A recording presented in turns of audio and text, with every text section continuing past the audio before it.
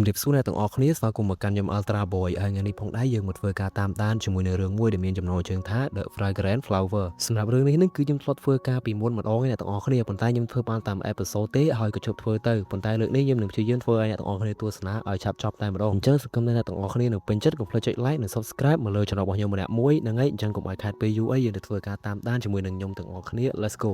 សាច់រឿងគឺចាប់ផ្ដើមជាមួយនឹងក្មេងប្រុសម្នាក់ដែលគាត់នឹងគឺមានឈ្មោះថា Rintaro Tsuzuki ហើយគាត់គឺជាសិស្សមួយដែលរៀននៅសាលា Chidori បើយើងមើលតាមរូបរាងខាងក្រៅរបស់ Rintaro នឹងគឺមើលទៅគាត់ដូចជាមនុស្សម្នាក់ដែលគួរឲ្យខ្លាចខ្លាំងមែនទែនគាត់មានមាឌធំហើយទឹកមុខវិញមើលទៅមិនសូវរស់រាយដូច្នេះនឹងមនុស្សជាច្រើនតែងតែយល់ច្រឡំថាគាត់គឺជាមនុស្សកាចឬជាមនុស្សដែលចូលចិត្តរករឿងគេប៉ុន្តែតាមការពិតនឹង Rintaro គឺជាមនុស្សម្នាក់ដែលមានភាពស្ងប់ស្ងាត់និងមានចិត្តល្អខ្លាំងមែនទែន Rintaro គឺមិនចង់បង្កបញ្ហាជាមួយនរណាឡើយគ្រាន់តែដោយសារតែរូបរាងរបស់គាត់នឹងធ្វើឲ្យមនុស្សជុំវិញខ្លួនតែងតែយល់ច្រឡំហើយនឹងវាយតម្លៃថាគាត់នឹងមិនមែនជាមនុស្សល្អហើយបញ្ហាមួយទៀតរបស់សាលា Chidori នឹងគឺវាមានទីតាំងនៅជិតសាលាស្រីមួយទៀតដែលមានឈ្មោះថា Kiyo Private Academy ដោយសារតែសាលាទាំងពីរនឹងគឺមានភាពខុសគ្នាខ្លាំងហើយសិស្សរបស់ពួកគេក៏មិនសូវចុះសម្រុងគ្នាប៉ុន្មានដែរសាលា Chidori នឹងគឺមានកេរ្តិ៍ឈ្មោះថាជាសាលាដែលមានសិស្សប្រុសមិនសូវសុភាពរាបសារឬក៏មិនសូវល្អអញ្ចឹងទៅខណៈពេលដែលសាលា Kiyo នឹងត្រូវបានគេចាត់ទុកថាជាសាលាដែលមានសិស្សស្រីដែលមានកិត្យានុភាពនិងមានភាពល្បីល្បាញខ្លាំងមែនទែនដូច្នេះសិស្សស្រីដែលរៀននៅសាលា Kiyo នឹងគឺមិនសូវពេញចិត្តក៏ដូចជាចូលចិត្តទៅលើសិស្សប្រុសដែលរៀននៅសាលា Chidori នឹងប៉ុន្មានទេបន្ទាប់ពីRintaro បានធ្វើការបញ្ចប់កិច្ចការសាលាហើយនឹងគាត់ក៏បានទៅហាងនំរបស់ម៉ាក់គាត់ដើម្បីជួយកិច្ចការងារអញ្ចឹងទៅនៅហាងនំរបស់ម្ដាយគាត់នឹងRintaroបានជួបក្មេងស្រីម្នាក់ដែលតែងតែមកទិញនំនៅហាងរបស់គាត់នឹងជាញឹកញាប់ហើយក៏ជាប្រចាំដែរដែលនាងគឺមានឈ្មោះថា Karuko Wakuri មើលទៅគឺជាក្មេងស្រីដែលសុភាពនិងស្ងប់ស្ងាត់ហើយRintaroក៏ចាប់ផ្ដើមចងចាំមុខរបស់នាងនឹងម្ដងបន្តិចហើយនៅពេលដែលRintaroកំពុងតែមើលមុខWakuriសុ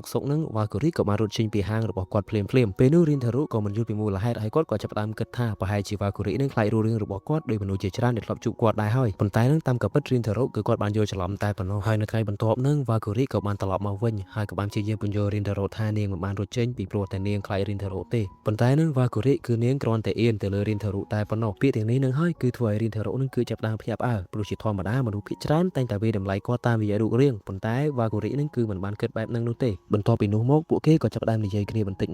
ម្ដងហើយRintaroក៏បានចាប់ផ្ដើមមើលឃើញថាWakuriនឹងគឺមិនមែនជាក្មេងស្រីដែលគួរឲ្យខ្លាចឬក៏អឺតកតោមដោយការយល់ឃើញរបស់សិស្ស Chidori មួយចំនួនឡើយបន្ទាប់មកទៀតនឹងWakuriក៏បានត្រឡប់ទៅកាន់ផ្ទះរបស់នាងវិញនៅឯស្ថានីយ៍រថភ្លើងនឹងRintaroក៏បានឃើញWakuriកំពុងជួបជាមួយនឹងស្ថានភាពដែលមិនស្រួលដែលមានក្មេងប្រុសមួយចំនួននឹងបានទៅធ្វើបាបនាងហើយRintaroក៏បានទៅជួយWakuriអញ្ចឹងទៅRintaroគឺអត់បានគិតថា Wakuri នឹងមកពីសាលាណាឬជាអ្នកដតីយ៉ាងណាទេគាត់គ្រាន់តែមានអារម្មណ៍ថាចង់ជួយWakuriតែប៉ុណ្ណោះក្រោយពេលបញ្ហាត្រូវបានដោះស្រាយនឹងWakuriក៏បានអរគុណRintaroឲ្យបានប្រាប់Rintaroថានាងនឹងមកហាងនំនឹងម្ដងទៀតហើយRintaroក៏បានចាប់ផ្ដើមមានអារម្មណ៍ថាប្រហែលមានមនុស្សម្នាក់ដែលអាចមើលឃើញខ្លួនពិតរបស់គាត់មិនមែនគ្រាន់តែរូបរាងខាងក្រៅរបស់គាត់ឡើយតែនឹងRintaroគឺអត់ទាន់ដឹងទេថាគាត់នឹងជួបភាពភ្ញាក់ផ្អើលនៅចុងភាគនេះហើយពេលដែលRintaroគាត់កំពុងតែអង្គុយសុកនឹងគាត់ក៏បានងាកទៅមើលសាលា Kiyo ហើយគាត់ក៏បានឃើញWakuriម្ដងទៀតប៉ុន្តែការផ្សិតពាក់របស់នាងនឹងនាងគឺជាសិស្សរបស់សាលា Kiyo ពេលនោះនឹងRintaroទើបដឹងថាក្មេងស្រីដែលបានជួបគាត់នៅហាងនំនឹងគឺជាសិស្សសាលាដែលមានភាពខុសគ្នាជាមួយនឹងសាលារបស់គាត់ខ្លាំងមែនទែនដែលនេះនឹងគឺមានន័យថាទំនាក់ទំនងរវាងRintaroនិងWakuriនឹងប្រហែលជាមិនអាចងាយស្រួលទេបន្ទាប់ពីRintaroនឹងគឺដឹងថា Wakuri គឺជាសិស្សដែលមកពីសាលា Kiyo នឹងគឺគាត់មានអារម្មណ៍ភ្ញាក់ផ្អើលខ្លាំងមែនទែនពីព្រោះសម្រាប់សិស្សដែលរៀននៅសាលា Chidori នឹងការចូលទៅជិតសិស្សស្រីដែលមកពីសាលា Kiyo គឺមិនមែនជារឿងធម្មតានោះទេដោយសារតែសាលាទាំងពីរនឹងមានភាពរកាំរកូសគ្នា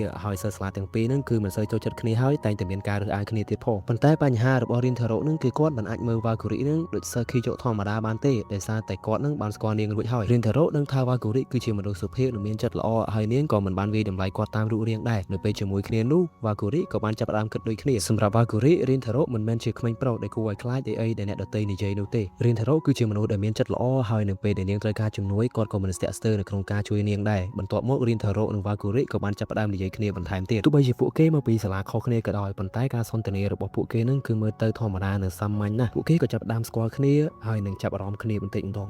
ប៉ុន្តែនៅពេលដែលRintaroគាត់ចាប់ផ្ដើមមានអារម្មណ៍ថាWakuriគឺជាមនុស្សដែលគាត់ចង់ស្គាល់ឲ្យបានច្រើនជាងនេះគាត់ក៏ចាប់ផ្ដើមមានការភ័យព្រួយRintaroគឺគាត់ខ្លាចថាប្រសិនបើអ្នកដទៃដឹងថាគាត់កំពុងតែស្និទ្ធស្នាលជាមួយសិស្ស Kiyo នឹងគឺអាចនឹងមានបញ្ហាកើតឡើងហើយការព្រួយបារម្ភនេះកាន់តែខ្លាំងនៅពេលដែលRintaroនឹងត្រូវប្រឈមមុខជាមួយនឹងមិត្តភ័ក្តិរបស់គាត់ក៏ដូចជាសិស្សដែលជុំវិញខ្លួនពួកគេនៅតែមានការយល់ឃើញថាសិស្សនៅសាលា Kiyo និង Chidori នឹងគឺមិនគួរមានភាពស្និទ្ធស្នាលនឹងគ្នាឡើយប៉ុន្តែRintaroចាប់ផ្ដើមយល់ថាការវាយតម្លៃមនុស្សដោយសារតែសាលាឬរូបរាងរបស់ពួកគេនឹងគឺមិនយុត្តិធម៌ឡើយដោយសារតែRintaroផ្ទាល់នឹងគឺគាត់ក៏ជួបរឿងបែបនេះដែរមនុស្សជាច្រើនមើលទៅកាន់Rintaroនឹងតាមរយៈរូបរាងហើយសន្មតថាគាត់គឺជាមនុស្សអាក្រក់ទាំងដែលពួកគេមិនដែលស្គាល់Rintaroពិតប្រាកដផងតែចំពោះWakuriនឹងគឺគាត់មិនដែលគិតបែបហ្នឹងទៅកាន់Rintaroឡើយ Valkyrie គឺបានមើលឃើញ Rintaro ជាមនុស្សម្នាក់ដែលមានចិត្តល្អបន្ទាប់មក Rintaro និង Valkyrie ក៏បានបន្តនិយាយគ្នាហើយទំនាក់ទំនងរបស់ពួកគេកាន់តែមានភាពធម្មជាតិនិងស្និទ្ធស្នាលជាងមុនកាន់តែខ្លាំងឡើង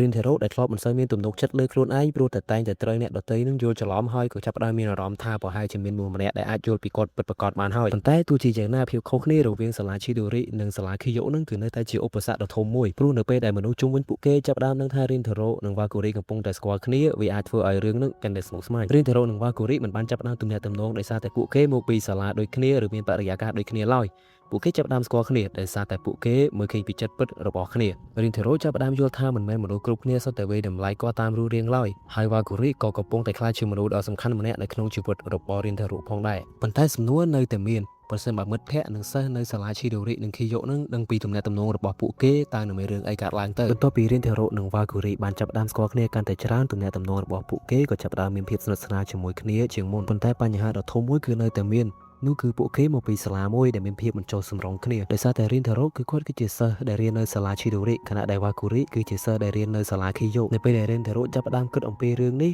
គាត់ក៏មានអារម្មណ៍មិនស្រួលគាត់មិនចង់ឲ្យ Valkyrie មានបញ្ហាដោយសារតែគាត់ទេប៉ុន្តែ Valkyrie មិនបានគិតដូចគាត់ឡើយសម្រាប់ Valkyrie Rintaro គឺ Rintaro នាងមិនបានយកឯកសណ្ឋានសាលាឬកេរ្តិ៍ឈ្មោះរបស់ Chidori មកកំណត់ថាគាត់ជាមនុស្សបែបណាឡើយនៅពេលពួកគេចាប់ផ្ដើមនិយាយគ្នា Rintaro ក៏ចាប់ផ្ដើមមានអារម្មណ៍ថាការនៅជាមួយនឹង Valkyrie ធ្វើឲ្យគាត់អាចធ្វើជាខ្លួនឯងបានប៉ុន្តែនៅម្ខាងទៀតValkyrie ក៏ចាប់ផ្ដើមប្រឈមមុខនឹងអារម្មណ៍របស់ខ្លួនឯងផងដែរ Valkyrie នឹងគឺនាងមិនធ្លាប់គិតថានឹងមានក្មេងប្រុសម្នាក់ដែលមកពីសាលា Chidori នឹងដែលអាចធ្វើឲ្យនាងមានអារម្មណ៍ល្អបែបនេះឡើយជាពិសេសនឹងគឺ Rintaro មិនដែលបង្ខំនាងឲ្យនាងធ្វើអ្វីដែលនាងមិនចង់ធ្វើទេជាពិសេសនោះគឺ Rintaro មិនដែលបង្ខំឲ្យនាងធ្វើអ្វីដែលនាងមិនចង់ធ្វើទេគាត់តែងតែគិតពីអារម្មណ៍របស់នាងជាមុនបន្ទាប់មក Rintaro ក៏ចាប់ផ្ដើមប្រាប់ Valkyrie អំពីជីវិតរបស់គាត់និងការងារនៅហាងនំរបស់គ្រួសាររបស់គាត់ Valkyrie ចូលចិត្តនំហើយនាងមានអារម្មណ៍សប្បាយចិត្តណាស់នៅពេលដែលបាននិយាយអំពីវាការសន្ទនាដ៏សាមញ្ញនេះធ្វើឲ្យពួកគេស្គាល់គ្នាកាន់តែច្បាស់ប៉ុន្តែភាពស្ងប់ស្ងាត់នេះមិនបានយូរប៉ុន្មានទេនៅពេលដែល Rintaro ត្រឡប់ទៅកាន់សាលាគាត់ត្រូវប្រឈមមុខនឹងមិត្តភ័ក្តិរបស់គាត់ដែលចាប់ផ្ដើមសង្កេតឃើញថា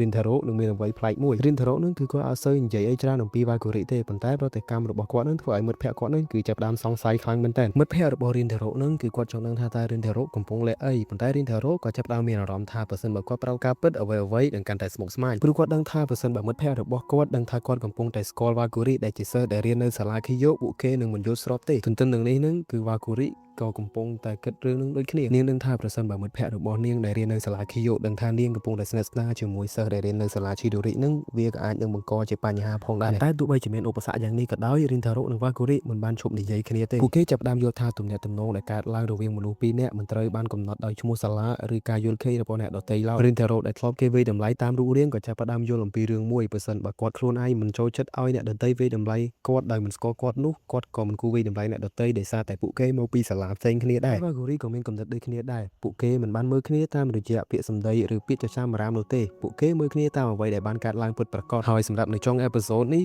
គឺ Rintaro និង Valkyrie ក៏កាន់តែមានអារម្មណ៍ថាពួកគេចង់ស្គាល់គ្នាឲ្យបានច្រើនជាងមុនប៉ុន្តែទំនាក់ទំនងរបស់ពួកគេនេះក៏ចាប់ផ្ដើមជ្រាលជ្រៅជាងមុនហើយតើពួកគេនឹងអាចរក្សាទំនាក់ទំនងនេះបានយូរប៉ុណ្ណានៅពេលដែលមនុស្សជុំវិញពួកគេនៅតែមានការរើសអើងចំពោះសាលាទាំងពីរហើយតើមិត្តភ័ក្តិរបស់ Rintaro និង Valkyrie នឹងមានប្រតិកម្មយ៉ាងណានៅពេលពួកគេដឹងពីការពិតអូខេចឹងបើសិនជាអ្នកទាំងអស់គ្នាចឹងដឹងកុំភ្លេចរងចាំទស្សនានៅអេពីសូតក្រោយទាំងអស់គ្នាហើយអេពីសូតនេះគឺ admin លើកយកមកសង្ខេបចាប់ពីអេពីសូតទី1មកដល់អេពីសូតទី3អ្នកទាំងអស់គ្នាហើយរឿងនេះនឹងដូចជាមានត្រឹមតែ10អេពីសូតជាងទេចឹងវាអាចនឹងឆាប់ដែរទេបើសិនបើខ្ញុំយកមកសង្ខេបម្ដង3អេពីសូតចឹងអូខេចឹងបើសិនជាអ្នកទាំងអស់គ្នាពេញចិត្តកុំភ្លេចធ្វើការ like និង subscribe មកលើ channel របស់ខ្ញុំម្នាក់មួយចឹងខ្ញុំមានតែប៉ុណ្្នឹងទេយើងជួបគ្នានៅក្នុងអេពីសូតក្រោយទៀតបាយបាយ